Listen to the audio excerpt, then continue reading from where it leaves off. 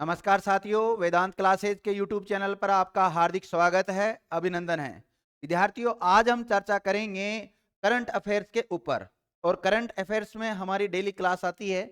आप सबको पता है कि हाल ही में दलजीत सिंह चौधरी को कलर चेंज कर लेते, चौधरी को सशस्त्र सीमा बल यानी कि एसएसबी का महानिदेशक नियुक्त किया गया। तो विद्यार्थियों, ये किसको नियुक्त कर दिया गया है? दलजीत सिंह चौधरी जी को नियुक्त कर दिया गया है एसएसबी का डीजी। तो इनका कार्यकाल रहेगा 30 नवंबर 2025 तक की अवधि के लिए इनको चुना गया है। दलजीत सिंह चौधरी उत्तर प्रदेश कैडर के 1990 बैच के आईपीएस ऑफिसर है। इंडियन पुलिस सेवा सर्विस इनकी रही है। तो इसके बैच, इस कौन से बैच के हैं? तो 1990 बैच के हैं। और कौन से कैडर से हैं? यूपी कैडर से हैं। वर्तमान में जो इसके एसएसबी के जो निदेशक है वो अनीश दयाल सिंह है। इनके स्थान पर ये आ गए हैं, ध्यान रखना। तो कौन आ गए हैं, किसको नियुक्त कर दिया गया है? दलजीत सिंह चौधरी को। एसएसबी चर्चा में आया तो एसएसबी के बारे में कुछ स्टैटिक पॉइंट्स जान लेते हैं। जैसे एसएसबी की स्थापना 1963 में हुई। इसका जो हेडक्वार्टर है वो नई दिल्ली में है। और अब इसके जो डीजी बन गए हैं वो कौन बन गए हैं? दलजीत सिंह चौधरी जी बन गए हैं। 2024 से लेकर 2025 तक इनका कार्यकाल रहेगा।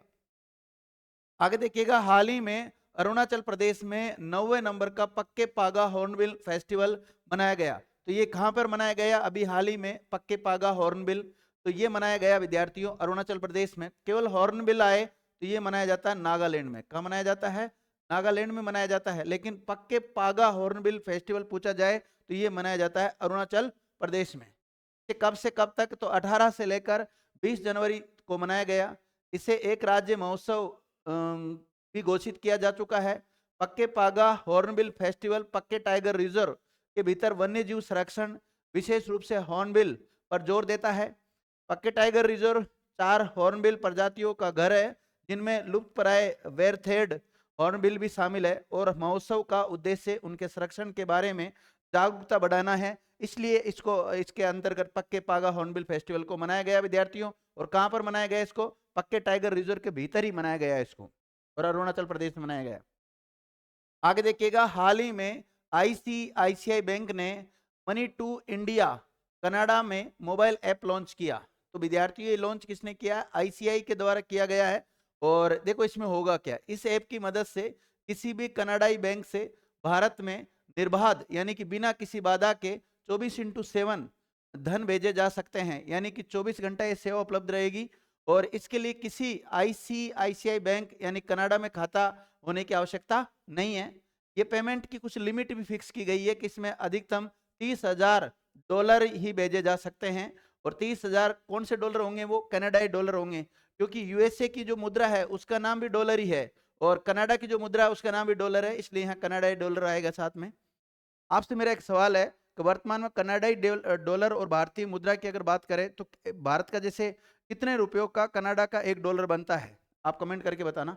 देखिए, आईसीआई बैंक चर्चा में आया है तो इसका पूरा नाम होता है industrial credit and investment corporation of India, भारतीय औद्योगिक ऋण और निवेश निगम। इसकी स्थापना 1994 में हुई थी। मुख्यालय है इसका मुंबई में। और इसके मैनेजिंग डायरेक्टर और सीईओ कौन है? संदीप बख्शी है। इससे पहले कब चर्चा में रहा था? तो 2023 में आईसीआई लोम्बार्ड ने संजीव मंत्री को अपना मैनेजिंग डायरेक्टर और सीईओ नियुक्त किया गया था। उस समय भी ये चर्चा में रहा था। आगे देखिएगा, हाल ही में वाराणसी 3D शहरी स्थानिक डिजिटल ट्विन विकसित करने वाला भारत का पहला शहर बन गया। तो इस टाइप का दिखेगा विद्यार्थियों। तो ऐसा करने वाला पहला कौन बन गया? वाराणसी। और वाराणसी कहाँ आता है? उत्तर प्रदेश में आता है। कहाँ आता है? उत्तर प्रदेश में। इसके तहत वाराणसी शहर में 160 वर्ग किलोमीटर क्षेत्रफल यानी कि 100 वार्डों का एक डिजिटल मैप तैयार किया गया है। डिजिटल मानचित्र बनाने के लिए लाइट डिटेक्शन एंड रेंजिंग यानी कि लीडार, जैसे राडार होता है उसी प्रकार लीडार तकनीकी का उपयोग किया गया है। ये digital twin Kashi integrated command and control centre के साथ एकीकृत होगा, जिससे जल संसाधन, नगर निगम और विकास प्राधिकरण की परिचालन दक्षता बढ़ेगी। तो ये कुछ फैक्ट है, इनको भी पता रखना। अगला जो करंट का फैक्ट है वो ये है कि हाल ही में आंध्र प्रदेश के जो सीएम है जगन मोहन रेड्डी जी, उनके द्वारा डॉक्टर BR अम्बेडकर की प्रतिमा, जिसे स्टेच्यू ऑफ सोशल जस्टिस का उद्घाटन किया। तो स्टेच्यू ऑफ सोशल जस्टिस का उद्घाटन कहां पर किया गया है? तो ये किया गया आंध्र प्रदेश में। और किसने किया है? आंध्र प्रदेश के जो सीएम है वर्तमान में जगन मोहन रेड्डी जी, इनके द्वारा किया गया है। इमेज आपको दिखाई दे रही है, इस टाइप से ये बाबा साहिब की इमेज है। देखिए, विजयवाड़ा में किया गया है इसका उद्घाटन। और इसकी ऊंचाई 6 फीट बताई जा रही विद्यार्थियों। इससे पहले अमेरिका के मेरीलैंड शहर में भी डॉक्टर भीमराव अंबेडकर की प्रतिमा का औपचारिक रूप से अनावरण किया गया। 19 फीट ऊंची इस प्रतिमा को स्टेच्यू ऑफ इक्वलिटी नाम दिया गया था। और इससे पहले महाराष्ट्र में भी स्टेच्यू ऑफ नॉलेज का अनावरण किया गया था, वो भी इनकी डॉक्टर बी आर अम्बेडकर की थी विद्यार्थियों। देखिए, हाल ही में LIC भारतीय कंपनी SBI को पछाड़कर भारत की सबसे मूल्यवान PSU बन गई है। तो विद्यार्थियों, ये कौन सी कंपनी बन गई है? तो ये LIC बन गई है। किसको पछाड़कर? SBI को। ध्यान दीजिए, LIC के शेयर में बुधवार को सुबह के कारोबार में 2% से अधिक की वृद्धि हुई, जिससे इस सरकारी बीमा कंपनी का मार्केट कैप 5.8 लाख करोड़ रुपए के स्तर को पार कर गया। वहीं अगर SBI की बात करें तो SBI का वर्तमान में मार्केट कैप लगभग 5.62 है, लाख करोड़ रुपए हैं। इस प्रकार जो SBI को पछाड़कर आगे कौन बढ़ गया है? LIC बढ़ गया है। PSU आया विद्यार्थियों। PSU सेक्टर की बात करें तो पब्लिक सेक्टर अंडरटेकिंग इसका पूरा नाम होता है। PSU सेक्टर की बात कर रहे हैं। अब LIC चर्चा में है तो LIC का life insurance corporation, Bharatiya Jeevan बीमा निगम हिंदी में कहते हैं, मुख्यालय इसका मुंबई में है। इसकी स्थापना 1 सितंबर 1956 को हुई थी। और अगर बात करें ये उत्पाद किसका करता है, तो जीवन बीमा, स्वास्थ्य बीमा, निवेश प्रबंधक, म्यूचुअल फंड वगैरह इसका करता है। और इसके जो अध्यक्ष है वो कौन है? सिद्धार्थ मोहती जी है। कौन है? सिद्धार्थ मोहती जी है विद्यार्थियों। आगे देखो, हाल ही में छत्तीसगढ़ राज्य सरकार ने महतारी वंदना योजना 2024 शुरू की। तो ये महतारी वंदना योजना 2024 किसके द्वारा शुरू की गई विद्यार्थियों? तो छत्तीसगढ़ राज्य के द्वारा इसको शुरू की गई है। छत्तीसगढ़ का नाम आपने सुना ही है विद्यार्थियों। छत्तीसगढ़ 1 नवंबर को, कब? 1 नवंबर 2000 को MP से पृथक होकर कौन से नंबर का बना था? 26वें नंबर का राज्य बना था भारत का। कौन से नंबर का? 26वें नंबर का बना था। देखते हैं, इस योजना का उद्देश्य महिलाओं को आर्थिक सहायता प्रदान करना, और इसके तहत महिलाओं को हर महीने 1000 रुपये, कुल 12,000 रुपये की वार्षिक वित्तीय सहायता दी जाएगी। इस योजना के लिए केवल छत्तीसगढ़ की विवाहित महिलाएं ही पात्र होगी। लाभार्थी के परिवार की वार्षिक आय 2.5 लाख रुपए से कम होनी चाहिए और उनकी उम्र 60 साल के बीच होनी चाहिए। आगे देखो, हाल ही में तमिलनाडु में अंतर्राष्ट्रीय गुब्बारा महोत्सव का 9वें संस्करण का आयोजन किया गया। तो अंतर्राष्ट्रीय गुब्बारा महोत्सव कहाँ मनाया गया? तमिलनाडु मनाया गया। और ये इसका कौन सा संस्करण था? 9वां संस्करण था। पोलाची तमिलनाडु में इसका आयोजन हुआ। महोत्सव का उद्घाटन चैम्बर ऑफ कॉमर्स के अध्यक्ष GD गोपालकृष्णन ने किया था। महोत्सव में UK, United Kingdom, France, Netherland, Spain, Japan, Thailand और वियतनाम से भी गर्म हवा के गुब्बारे दिखाए गए थे। आगे देखिएगा, हाल ही में भारत के पूर्व मुख्य न्यायाधीश रंजन गोगोई, जो कि 46वें नंबर के भारत के मुख्य न्यायाधीश बने थे, उन्होंने असम का सर्वोच्च नागरिक पुरस्कार मिला है विद्यार्थियों। किसको मिला है? तो सर्वोच्च नागरिक पुरस्कार रंजन गोगोई जी को मिला है। ये सुप्रीम कोर्ट के 46वें नंबर के मुख्य न्यायाधीश रह चुके हैं। वर्तमान में सुप्रीम कोर्ट के जो मुख्य न्यायाधीश है वो कौन है? धनंजय यशवंत चंद्रचूड़ है, और वो 50वें नंबर के चल रहे हैं। अभी कौन से नंबर के चल रहे हैं? 50वें नंबर के चल रहे हैं। देखो, ये पुरस्कार 10 फरवरी को प्रदान किया गया था। पहले वर्ष में ये पुरस्कार रतन टाटा को दिया गया, इस बार तीसरी बार दिया गया ये।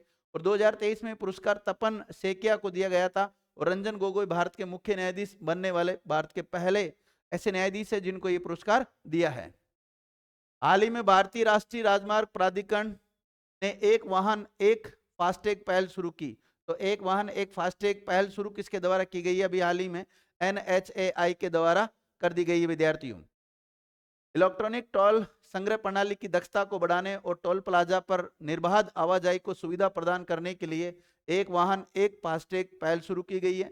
31 जनवरी 2024 के बाद बकाया धनराशि के साथ अपूर्ण KYC वाले फास्टैग को बैंकों के द्वारा निष्क्रिय या ब्लैक लिस्ट कर दिया जाएगा।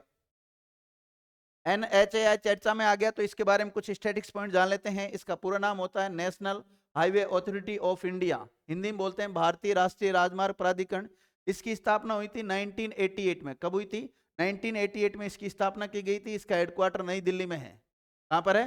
नई दिल्ली में है। और इसके वर्तमान में जो हेड है वो संतोष कुमार यादव है, जो कि भारतीय प्रशासनिक सेवा के अधिकारी भी है। आगे देखिएगा, हाल ही में भारत फारसी को 9 शास्त्रीय भाषाओं में एक के रूप में शामिल किया। तो किस भाषा को कर लिया है? फारसी भाषा को शामिल कर लिया विद्यार्थियों।